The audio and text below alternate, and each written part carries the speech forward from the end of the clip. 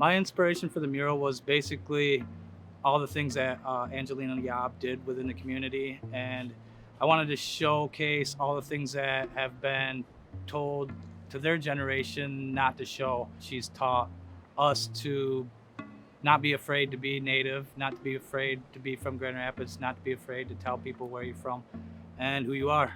A lot of the kids she worked with kind of on the fence where they could have went a real bad direction real easily, and she taught them to be proud of their native heritage and that there was a lot of good things about it. At the time, years ago, there's a lot of bad press on natives, whether it be television, movies, or something. They always depicted them as lower than human people, and she made sure that these kids knew that they were just as important as anybody else.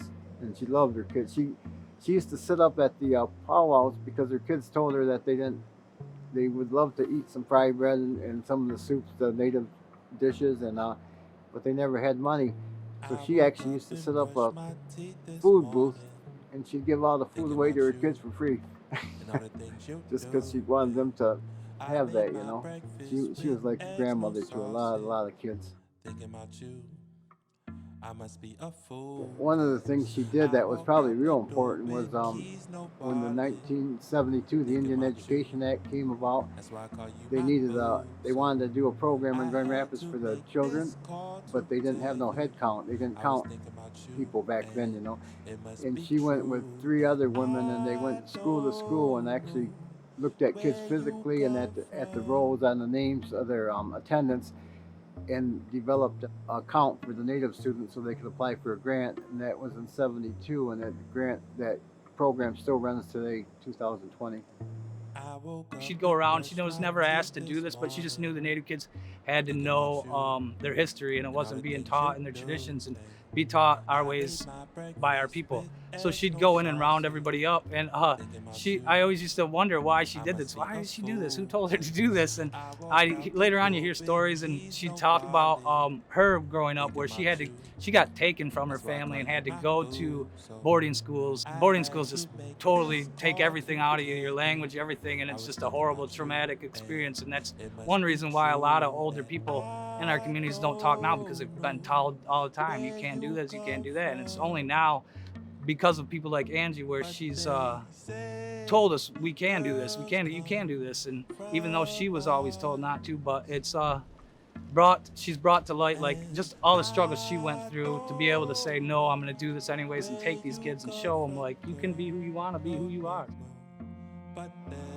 She didn't like to teach us the language because when she went to boarding school, kids were beaten and their mouths were washed out with soap, and they weren't treated very well if they talked their native language. So she was always afraid that us kids would.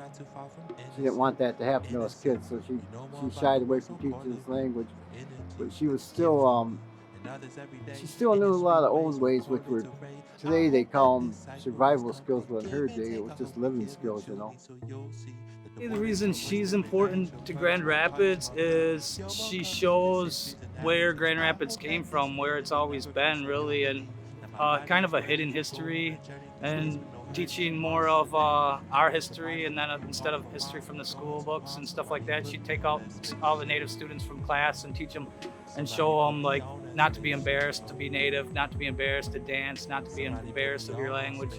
So it's really important for these kids and for me and for a lot of Natives growing up to know where you come from and not to shy away from it. Her whole life was children. She cared for them, watched them in schools. Kept just did a lot of stuff with children. One thing she used to always say was that when you learn something, I'm bound to teach it to someone else. And that might have had some influence with me because I was a teacher for 31 years. The Women's Way project is an amazing project. Just the fact that they're pulling from Grand Rapids history, from these women that are the first on a lot of things that they've done, and it's amazing when you look at where they come from, who they are, and the strength and struggle that they had to put into it just to be who they were. They were inspirational. They're inspirational to women and girls and men of this community now, just to see where they come from and see who you can be.